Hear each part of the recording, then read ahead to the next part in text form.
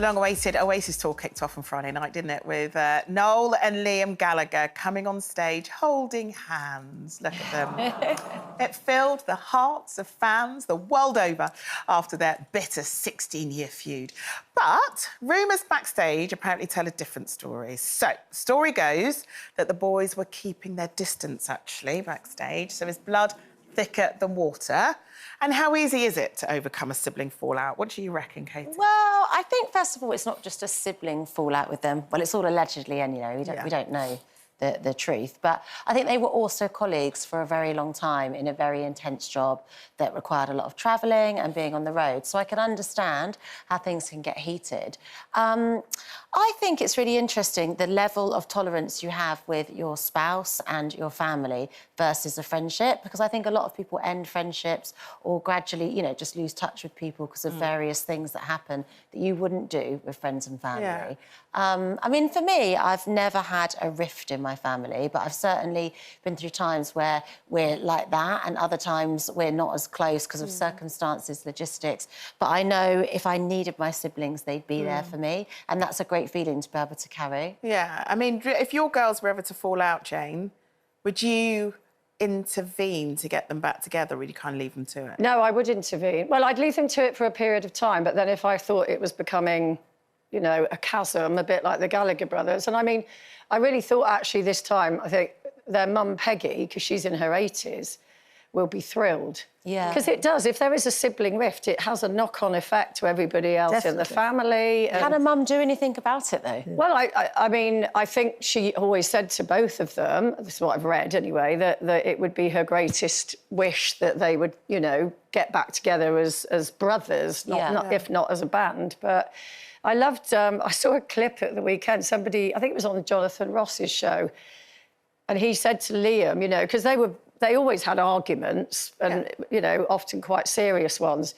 But he said, what was it in the end that just caused this rift? And Liam was like, well, I only threw a bit of fruit at him. And he was, you can see he was baffled by that. But obviously for Noel, that was the point of like, right, I'm not doing this anymore. It's funny, you see, coming from... I was thinking, actually, it might have been the price of the tickets that got them back together again. You never know.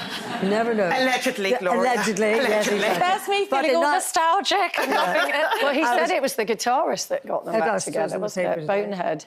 What I was going to say is that coming from a very tight Irish family, I can't imagine not speaking to my siblings, but my parents had children 7 years apart. OK, 3 of us.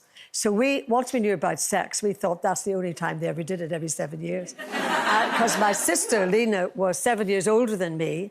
So I can still to this day see my mum hanging out through the back window of the bedroom going, take Gloria with you. And she was trying to run away. So I was probably just a nuisance to her. Then my brother, Charles, who's 7 years younger, first boy, only boy. And the thing is that I had nothing in common with him, 7 years younger, really, but I mean, I love him, nevertheless.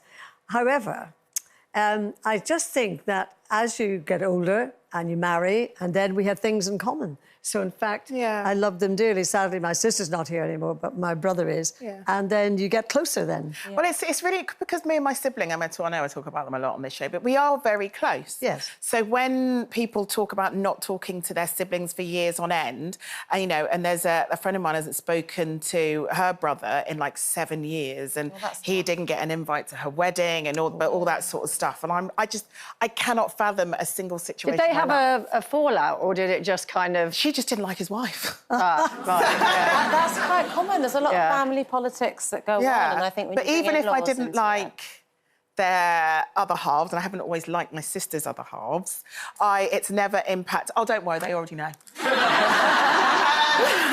This is not new information.